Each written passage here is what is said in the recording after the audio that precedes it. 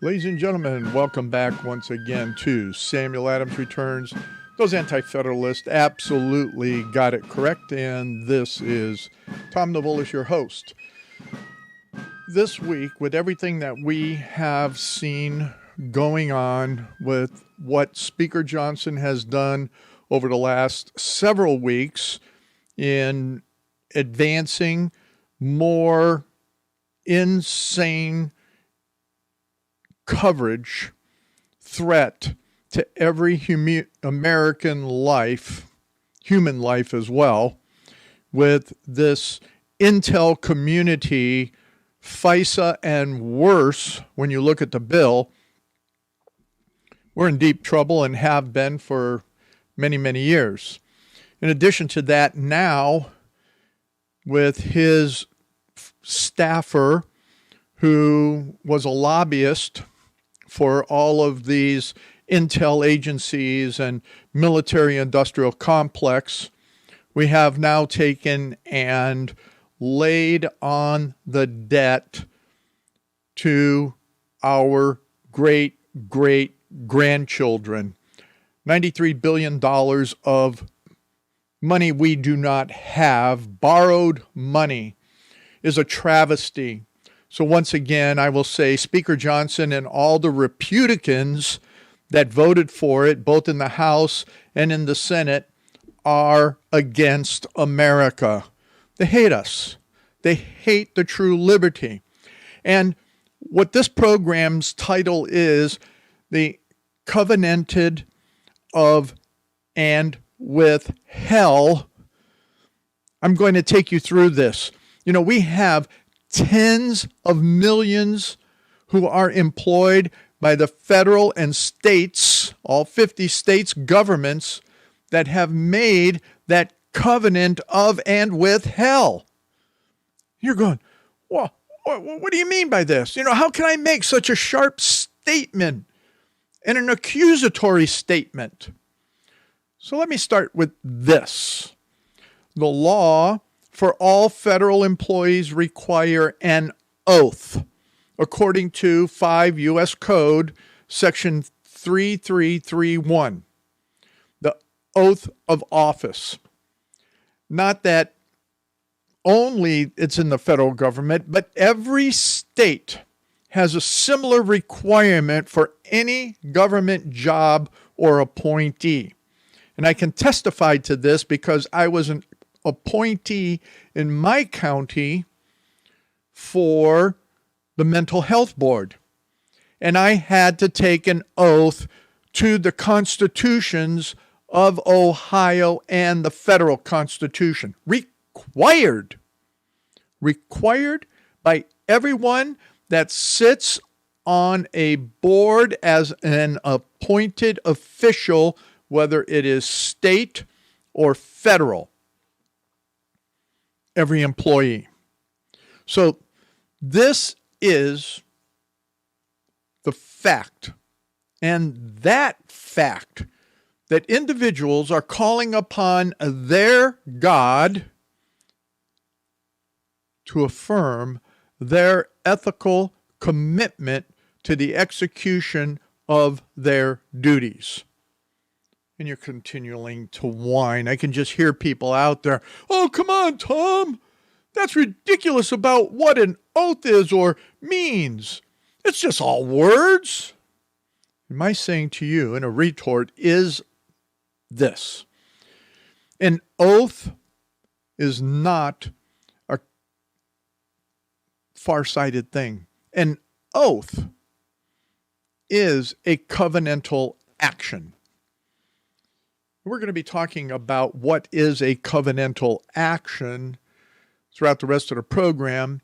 And I went back to my book that I wrote as a study guide on the Constitution, and it goes into detail of what covenant is in relationship to governing. So let me take you here. Let's take this for a moment. And here is what 5 U.S. Code Section 3331, Oath of Office, has to say. I want you to understand this. It says, an individual, except the president, elected or appointed to an office of honor or profit in the civil service or uniform services, shall take the following oath. Shall. Not maybe, not this, not that. Shall take the following oath. I, whatever their name is, do solemnly swear or affirm that I will support and defend the Constitution of the United States against all enemies, foreign and domestic, that I will bear true faith and allegiance to the same, that I take this obligation freely without any mental reservation or purpose of evasion, and that I will well and faithfully discharge the duties of the office on which I am about to enter. So help me God, with a big G. That's the oath. This section does not affect other oaths that are required by law.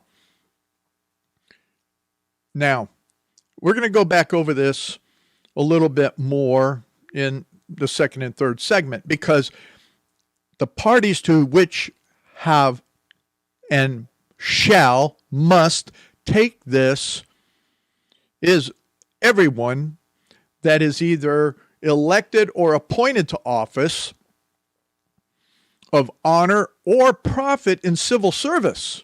So that means you're getting paid for the job. Or uniform services, being the military. So, as always, based on understanding from the constitutional perspective, we want to know, well, what did our founders intend when they looked at taking an oath, as it is in there in Article 2 of the Constitution relative to the president. Here's what Webster's 1828 dictionary defines as an oath: a solemn affirmation or declaration made with an appeal to God, with the big G, the God of heaven, the God of the Bible, the God of the time. And remember, from this past month, we have the most religious Christian Congress ever, more Christian than the people in the nation, representatively. So they should know God of the Bible. So this God that made with an appeal to God for the truth of what is affirmed. So a solemn affirmation or declaration made with an appeal to God for the truth of what is affirmed.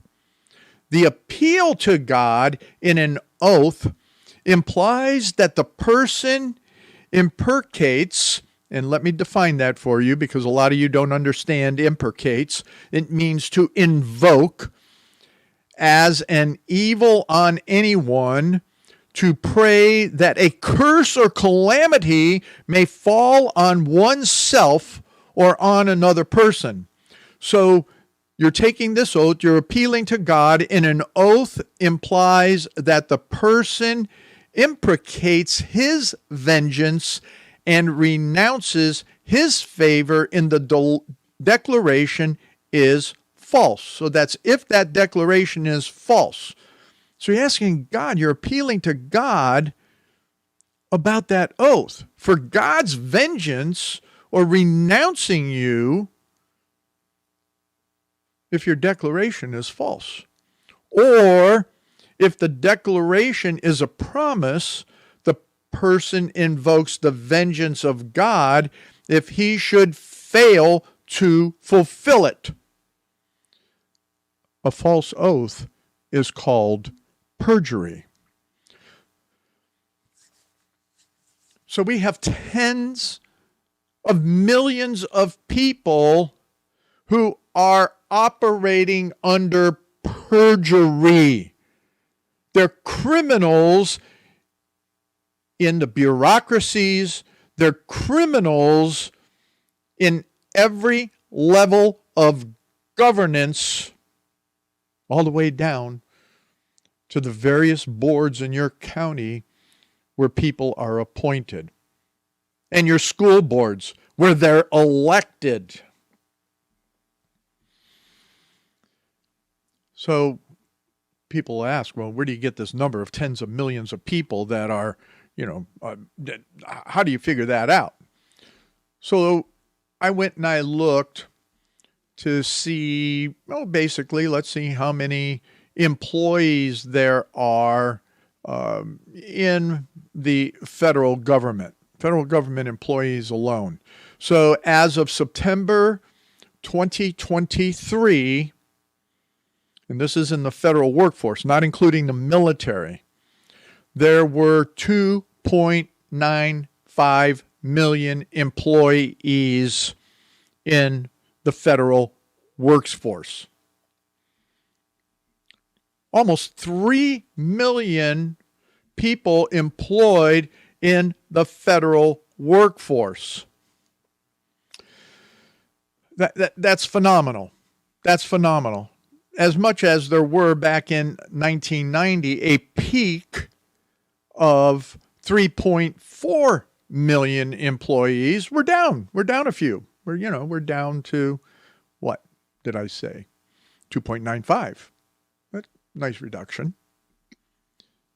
These people all for employment, every single one, including secretaries, had to take the oath. In fact, I went and I looked here at let me see if I can find it real quick. It was with the Energy Department, and there at the Energy Department, it starts saying that in relationship to your being employed, you're going to have to take an oath of office that is required by U.S. code. Interesting, right? Interesting. Energy Department says, one thing that you will not see in the online portion of your orientation is the appointment affidavit, also known as the oath of office. Every new federal employee, including the president, is required by law to take an oath to support and defend the Constitution. The oath of office will be administered on your first day of employment. And to learn about this oath of office and the U.S. Constitution, visit the Office of Personnel website and the National Archives. So that's the Department of Energy telling their employees. So when you have people that do not understand what they're doing, who is their God?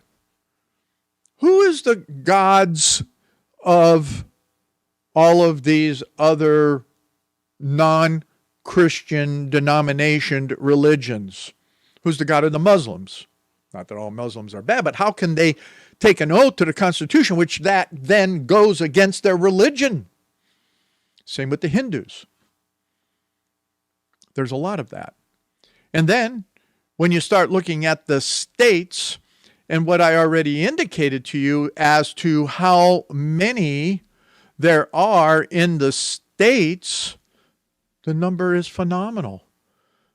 The states have over 25 million people that are employed in government. I want you to let that all sink in for you.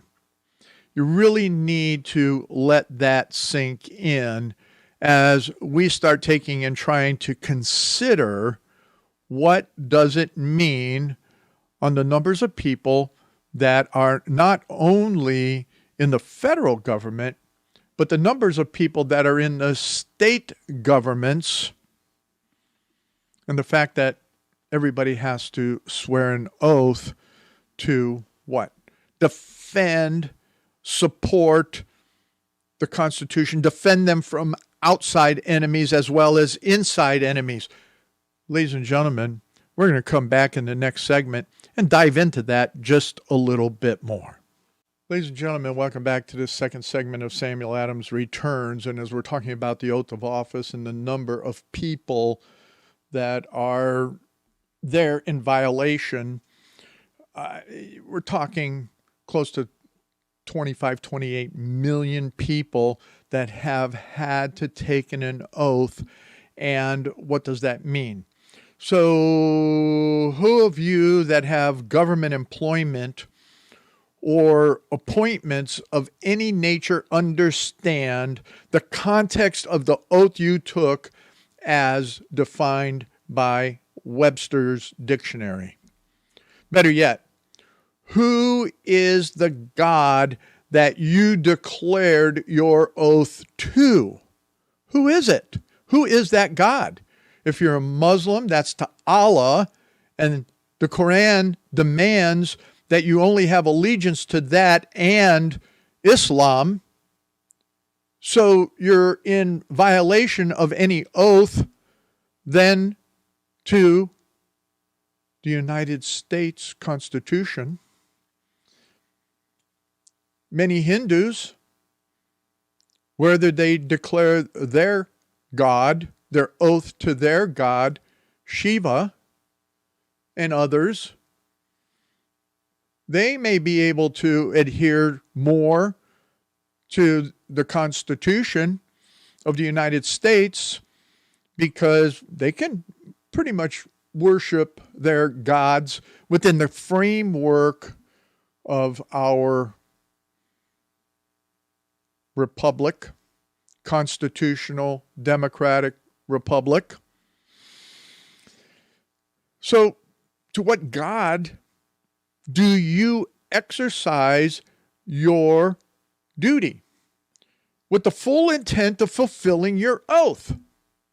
These are very important questions to understand and think through as people are given the oath, take the oath, and have to exercise the oath. Are you seeing any idea of the context of what I'm talking about in relationship to oath? And what we have in Congress and why we have the destruction? And as I pointed out, go back to my other programs, this is the most Christian Congress that there is in comparison to the rest of the nation. In addition to that, on a ratioed basis. So we're looking at all forms of governance at every level, as I've talked about in many other programs, are based on religion, are based on theology. And as I have been pursuing and not getting into the depths of, on what does it mean for economic theology, those who are appointed, those who are employed at the federal level, at the state level, at the various levels, who have taken an oath. And we're going to go over it again because you may have missed what I had to say there, both in federal law as well as in the definition by Webster's dictionary. But what religion is it? What God is it? And if it's the God of humanism, then none of it matters. The God of the state, then you're doing everything according to the state, and who cares about any moral, rational connection of that which is superior in the universe? So that of your personal religion, but look, more so that of the entity that you are governing with. That's your God. That's what I'm talking about when you have humanism as your God. Governance in total is a moral exercise of the belief system that you are associated with. So in all cases, an oath is a covenant. And many of you have no idea. Even Christians do not have an idea of what is covenant because it's not taught in the churches anymore. It's not taught as to what is covenantal living. You hear it even in the Armenian sect of churches. God has a new covenant. He has the old covenant. He has the new covenant. What does that mean? Most people have no idea. They don't know. So, therefore, those who adhere to their role in any public employment position, who have taken an oath in accepting that position, have in our modern systems covenanted of and with hell. And I say that because those leaders in the system are of the devil. They lie, they cheat, they act in every manner that has a moral context and framework that is humanistic, which means everything just is moving all over the map and they do whatever they, and damned, because if you're going to hell, you are damned by the biblical God of all history. So I want to step back just for a minute before I start getting into the details of covenant. And what I want to do is read for you again first, because I think you need to have it inculcated, and the word means pounded into your head. You need to have it inculcated what the oath of office is according to the U.S. Code, and then go look at your own state as to what it means to take an oath, both those elected and those appointed, those hired. So according to 5 U.S. Code Section 3331, an individual, except the president, elected or appointed to an office of honor or profit in the civil service or uniformed services, shall take the following oath. This is what you have to take. This is an oath that I have taken numerous times. I, right hand, I, Thomas V. Navolis, do solemnly swear that I will support and defend the Constitution of the United States against all enemies, foreign and domestic, that I will bear true faith and allegiance to the same, that I take this obligation freely, without any mental reservation or purpose of evasion, and that I will well and faithfully discharge the duties of the office on which I am about to enter, so help me God, and the God of the Bible, may I add. So that's the oath. What does it mean? What was it intended? And just to review, to inculcate it, as Sam Adams would say about education, that we have morality and duty inculcated, pounded in to our youth. Definition of an oath is a solemn affirmation or declaration made with an appeal to God for the truth of what is affirmed. The appeal to God in an oath implies that the person imprecates his vengeance and renounces his favor if the declaration is false. Or, if the declaration is a promise, the person invokes the vengeance of God if he should fail to fulfill it. A false oath is called perjury. How many of you out there are perjurers? So in these last few minutes, I wanted to bring you into a context of sovereignty, because people are going, well, you're saying all this stuff about an oath, and yeah, okay, good, whoopee-doo-dad. We don't believe in any of that anyway, and we don't believe in God. So that's why we have the mess that we have. That's what brings us back into the context of sovereignty. We just went through this Easter season, this resurrection season, the Savior of the world dying and being resurrected.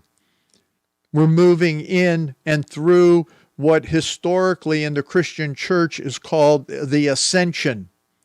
And in that is where Christ, the Savior, at the end, especially in Matthew, makes a universal declaration. And this is the appeal to which we make when we take the oath.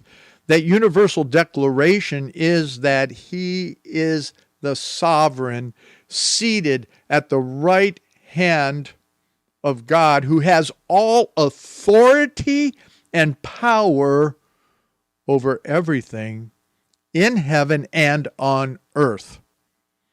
So that means that if you are not acknowledging that ultimate power, and as I heard a pastor, a very dedicated Reformed pastor, notating very strongly, is that we in America, we just don't understand what kingdom is. And I brought that up over numerous times over the last, 20 years. Americans don't understand Christ the King and kingdom. They do not understand that sovereignty, because we do live in a constitutional democratic republic. And based on that, we do not put it into context that a sovereign over a kingdom, and his kingdom is in heaven and on earth. He owns it all. He paid for it all. He bought it all. It's all his, including you. So he could do whatever he wants. But he requires that we participate. And when we do not, and based on what that covenantal relationship actually means, and I'm going to get into that in the last segment, what that means is that you have made a covenant with hell. You're doing the bidding of hell. You're doing the bidding of those who are anti-God. But Tom, what are you saying? All of our eschatology, all of our end time beliefs, we think that there's going to be this, this real Satan that comes about at the end time, and he's going to be the Antichrist. No, you have to remember, both Jesus and the apostles talked about and taught about Antichrist with little c's. So you have the little Caesars, you have the little O'Bidens, you have the little Hillarys, you have all of the little Antichrists, you have the clown over there in Ukraine, you have the clowns in Europe, you have all of these others, you have the Soros, you have all of these multi-billionaires, you have the Gates, you have all of those are the little Antichrist because they hate the sovereign of the universe. And as a result, then, where do you attest to this oath? Where does this oath of office make any sense? But the covenant is that when you take those positions based on the oath that came out of your mouth, a covenant is that you made a commitment, a relationship to the sovereign people of the United States or of your state, of your county, of your school district, that you were going to carry out your duty under, what is it called? What's that word? The imprecate of God, whoever your God may be. And that imprecate means to invoke as an evil on anyone, to pray that a curse or calamity may fall on oneself or on another person with vengeance if you violate your oath. Don't you get it? Don't you understand the depth? Most people don't. Sam Adams did. So did the rest of our founders. Come on back for the last segment. Ladies and gentlemen, welcome back to this last segment of Samuel Adams Returns. The Anti-Federalist absolutely got it correct. And what I want to take you through right now, in connection to what I've been talking about, oath and covenant, is the fundamentals that most people don't understand covenant. They do not understand that the Constitution and all those that are elected to office or serve in the federal government, by virtue of swearing an oath to the Constitution, are making a covenant with we the people to exercise governance based on the strict fundamentals of that covenant. So all these extraneous laws, all these extraneous departments, all of these other things that do not fit within the context of our Constitution are a violation of covenant, and you're a violation of your oath. Not only are you a perjurer, but we the people should pray for your salvation and, if need be, pray for your damnation based on your oath. Is that harsh? I don't think so. I really don't. Because of all the hell that we, the people, are being put through for the destruction of our mechanisms of government that were put through by bureaucrats, appointed people, the elected. They're putting us through hell as perjurers, as violators of the substance of their oath. So what is this covenant thing all about, Tom? Well, I wrote a book a number of years ago that really didn't go anywhere, and they're still out there on Amazon. You could always find it, From Covenant to the Present Constitution. And in there I have a whole chapter on covenant, because that's what it's about. That's the substance within the context of the title. So I don't care if you're secular, I don't care if you're a pietist, I don't care who you are. The bottom line is you have no true understanding of covenant, except those, I have to say, that are within the Reformed theological thinking. They have a greater understanding of covenant all the way down to individual, family, church, and government than most anybody else. I guess that's one of the main reasons, as I was researching, and I have researched everything I do with Sam Adams, as well as in putting this book together. If you're outside and violate covenant, then you're a condemned person. You're a person to be judged, not just by us, because you made the covenant with us. So that means you should never be reelected. You should never be appointed again to any form of office, because you're in violation. You're a perjurer. But more so, you have to answer to God, because you swore that oath as it is there in the definition by who? Webster's definition, which is what our founders adhered to. Let me go over that one more time so that you get it inculcated in each of these segments. Webster's dictionary defines oath as a solemn affirmation or declaration, there's a comma, made with an appeal to God, I'm inserting the biblical God, for the truth of what is affirmed, period. The appeal to God in an oath implies that the person imprecates, I'm stopping in the definition to give you a definition of imprecates.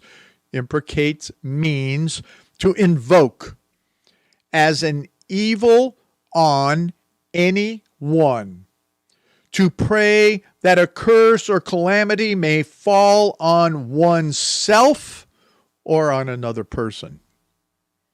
Now, continuing with the definition. If you don't think that's biblical, you should read the Old Testament. You should study the Psalms.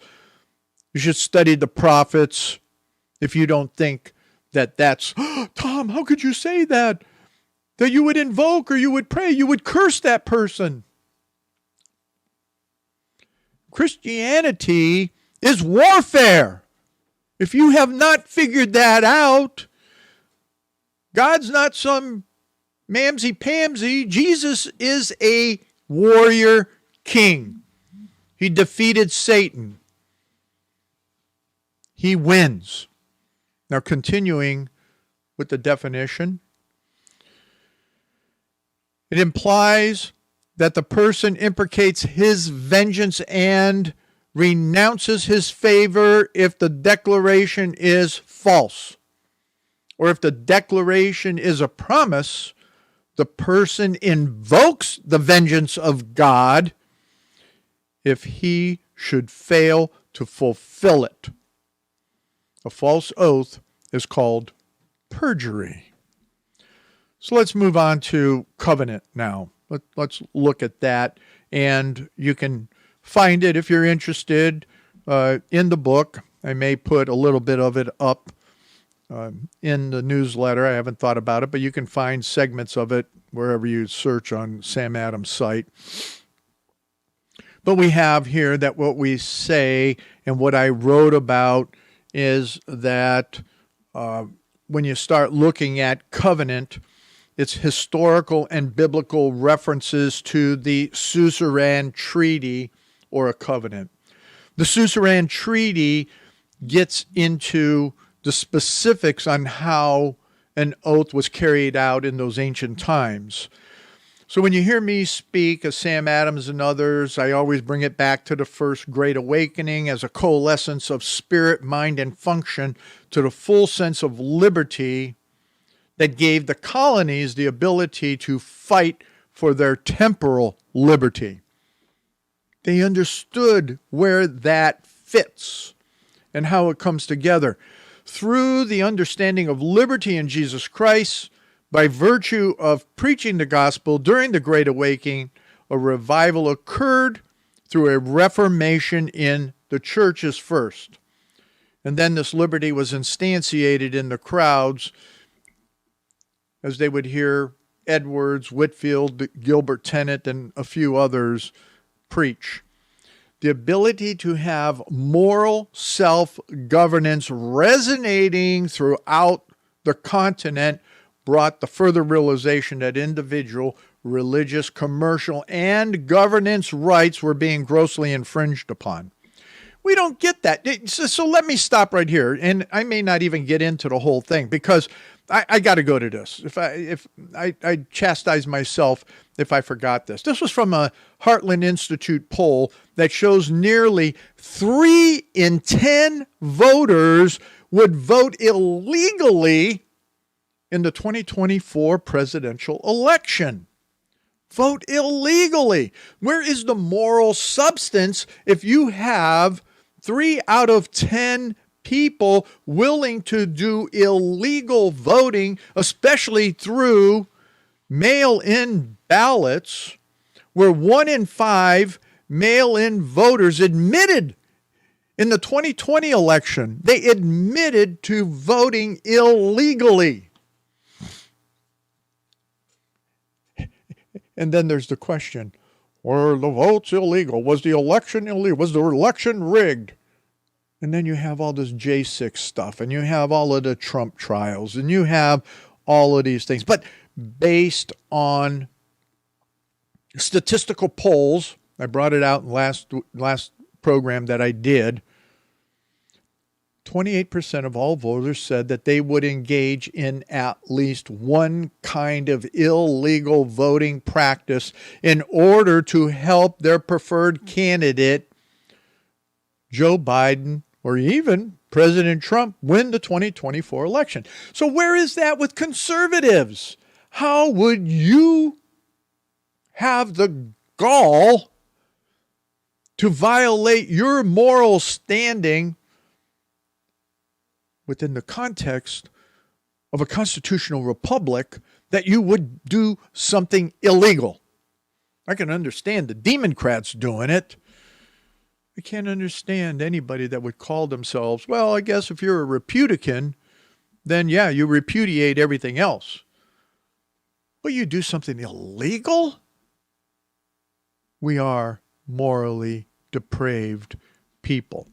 We need another great awakening, no different than what we had with Edwards and all of that. So let me move on from here, because I can go into the whole depth of the initial portion of what I have. But you have to understand that no matter what you think regarding the Judeo-Christian view of God's existence, or if you don't care about it, the historical facts are overwhelming in America's foundational history that covenant is fundamentally essential to any logic of governance and establishing a good civil government. It's there. It's proven. It's fact. And if you can't figure that out or accept it, then you're missing the whole perspective, which then means you have to have a moral fabric. So in essence, the moral fabric that the forefathers of the 1600s pursued in religious liberty would set the foundations for the liberty of the nation. This fabric was woven through the Puritan understanding of covenant. So Dr. Gary North commented based on his research, and he quotes, or I'm quoting from him rather, for over 4 centuries, Calvinists have talked about the covenant. They are known as covenant theologians. The Puritans wrote seemingly endless numbers of books about it. Although the New England Puritans remained the most eloquent articulators of the covenant idea, they were not the only ones to bring it to America. The Scotch-Irish of the mountains and the Piedmont from Pennsylvania to Georgia, the Dutch of New York, the Presbyterians, and to a lesser extent the Quakers and German sectarians of Pennsylvania and the Middle States and the Huguenots of South Carolina were all nurtured in churches constructed on the covenant principle. The first ministers in Virginia, usually cited as the antithesis of New England, were also Puritans. Indeed, the tradition became widespread by 1776.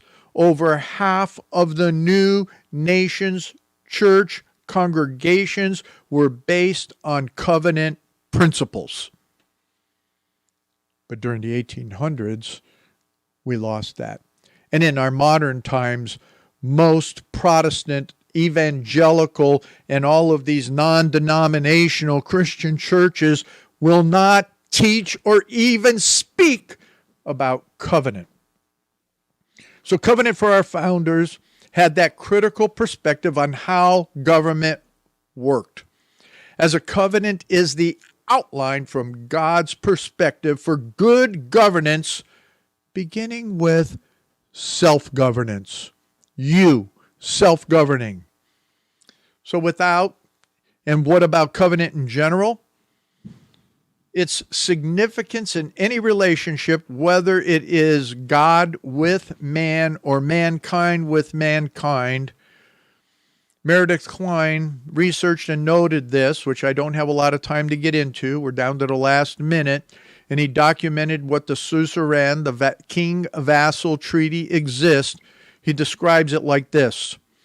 First, however, notice must be taken on the feature of which the law and promise covenants have in common, but which, nevertheless, being more closely analyzed, serves to distinguish clearly between the two. Every divine human covenant in Scripture involves a sanction-sealed commitment to maintain a particular relationship or follow a stipulated course of action. In general, then, a covenant may be defined as the relationship under sanctions. The covenant committed is characteristically expressed by an oath sworn in solemnity of covenant ratification. I have to leave you with this. It was an oath sworn. Are you a perjurer? Or do you honor your oath?